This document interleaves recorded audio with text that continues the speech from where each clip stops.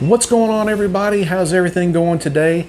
I'm just going to jump right in and I'm going to tell you today how I turned this into this. So I'll get right down to it. A few years ago, Mezco come out with a 112 collective line, and one of the first characters they did was the Punisher. So I am a huge Punisher fan, and they come out with like 4 or 5 different variants of this guy. But the one that stuck out the most to me and that I really liked was the Special Ops. Because the Special Ops figure had a helmeted skull head sculpt with it. It looked super cool. Never seen anything like that done before. And it's just hugely popular among the action figure enthusiasts and the Punisher enthusiasts as well, I guess. So one thing I always wanted to do with that was I make and collect a lot of 1/6 scale articulated figures, and I thought it would be cool to actually have one of those masks for one of my figures. So I'm not a designer or anything like that, but I was just kind of fumbling online, and I can't remember, I think it was Thingiverse where I found it, but I found actual design, and I thought, man, that's pretty cool. I'm going to print it out and use it for the 1/6 scale figure. So it actually kind of looked like this once I printed it out. But yeah, you're talking just it's just a mask that is, hope you can see that there. It's just a mask for 1/6 scale. It kind of reminded me of the Army of Two thing back in the day, but I still thought it was very cool. It was the closest thing that I found to the Mezco, so I figured, hey, I'm going to go ahead and I'm going to download it and print it out for the figures and everything. So I did that, and I used it for a couple of the 1/6 scale figures, but I thought, man, how cool would this be to actually have a 1/1 scale, a life-size replica of this? So I thought to myself, man, that sounds like a challenge. Well, guess what? Challenge accepted. Printed it up really small. About a 5-year-old could probably wear this at best. So that didn't work out too great. So then it was back to resizing it, and then I printed it out in the right size. And what you see here is the final product of it. Turned out really well. I'm going to kind of walk you through the process of what I did to prep it, to paint it, and to weather the hell out of it. Alright, as you can see, we are over the 24-hour mark and only 28% done.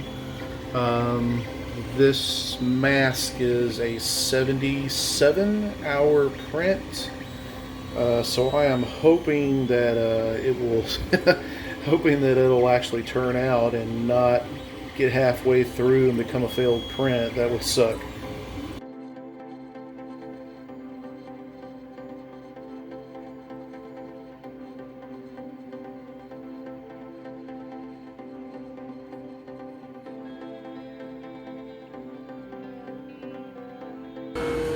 So here are the masks themselves off of the printer.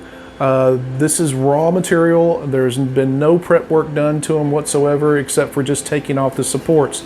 Now this is the newest one that I've done right here because the first one that I printed out could probably be worn by a 5-year-old. There was no way I was fitting my big head in this thing, so I may keep it and paint it up and use it for like a wall hanging or something like that. So the challenge with this thing is going to be the inside right here where you see the rim. I'm actually going to have to modify that heavily in order to fit on my head if possible. And of course there was a couple of holes that actually were in the file that I have to repair that up. But I'm going to go through a process that's kind of new to me, but I've been working with it for just a little bit, and this will help you smooth out some of your 3D prints. We're going to be working with a very photopolymer resin that you use for your resin 3D prints, okay? What I'm going to do is I'm going to show you how to apply this, cure it, and sand it. All right, so first things first, what I'm going to do is I'm actually going to Dremel out the back of this right here and get it to where it will actually go over my head. All right guys, so this is what it looks like when the pieces that I needed cut out. As you can see, I just have that small lip right there. And what I will do is I will sand all that out, and I will replace that with foam. I'm actually going to put some foam padding in there anyway, so that'll actually save a little bit of space right there for my head to fit in, a little bit of clearance. So this is very rough. I'm still going to heat form it, and then once I heat form it, it'll actually take the shape of my head, and I will finish smoothing this out, and we'll see what it looks like then.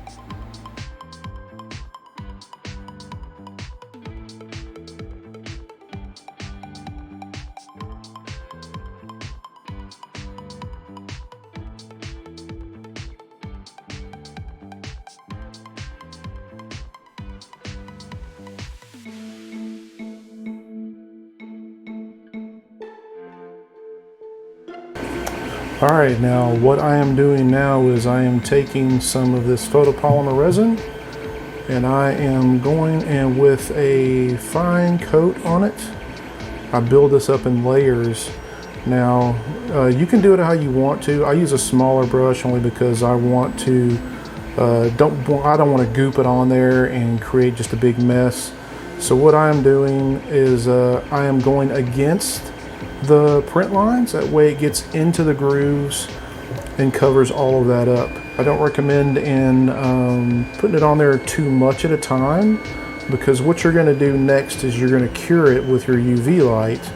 That way it makes it solid, and that way it bonds to the plastic. Alright, so now that I got that on there and I am ready to cure it with UV light, what you're going to be doing is, once you are covered on this mask, you are going to sand down with some fine grained sandpaper. No need to use a real thick grit like a 60 grit or anything, and then you'll see it's super smooth already. I will sand this, and then I will primer it with some high build primer, and then I'll go back and I'll sand it again. You're going to get a smooth surface. It doesn't look like it right now, but you just wait until I show you what it's going to look like once it's sanded down and primered. Now, you could also use this process on your FDM prints and your resin prints as well. If you start having some seam lines, or if you have print lines that you need to get rid of, you need to smooth out or whatever, use this process. Like I said, don't put it on too thick. If you have textures on your print, make sure that you are very, very careful, because you will lose that detail.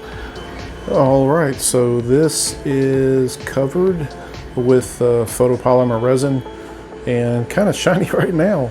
But so I will take this and wipe this down with some IPA or some type of alcohol, and then I will move into sanding it down.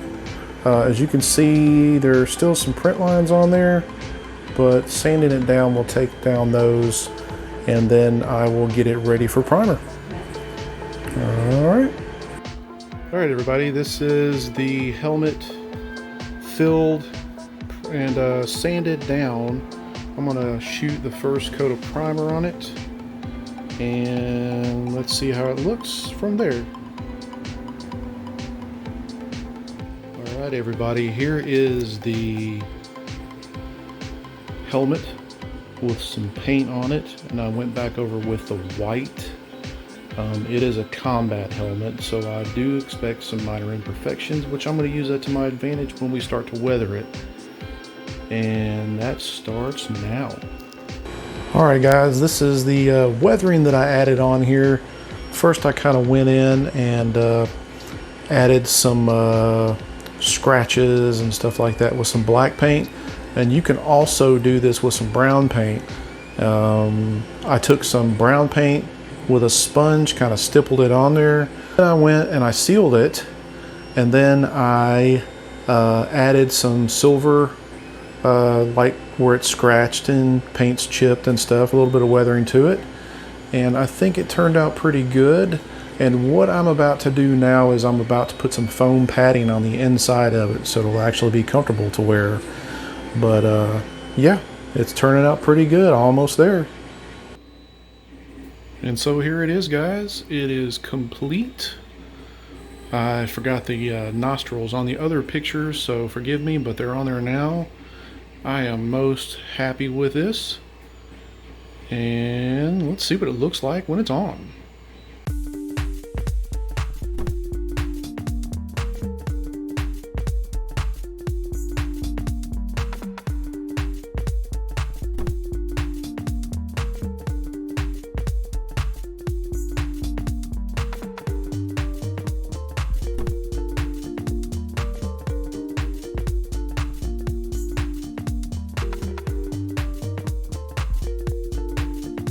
So it's actually pretty comfortable to put on. I actually put some padding in the back of it, some cosplay padding that I picked up.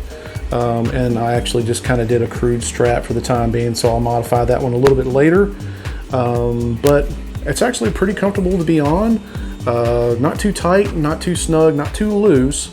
So I'm pretty happy with it, how it turned out.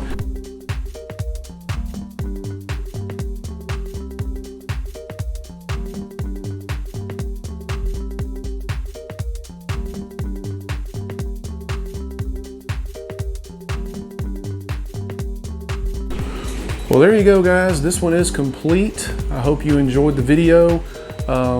This video was mainly to show you how you can weather your props and your elements, or even your sculpts for that matter. Did a nice job on this one. I'm very happy with it. I'm very satisfied. If you have any questions or comments, leave them in the section below. If you have any suggestions, leave them in the section below as well. And if you're not subscribed already, make sure you hit that subscribe button. I got some really good stuff coming up here soon for you guys. We're up to doing about 2 videos a week, and hopefully keep you guys entertained, and hopefully keep you guys inspired to create something cool. All right, thank you very much, and till the next time, see ya.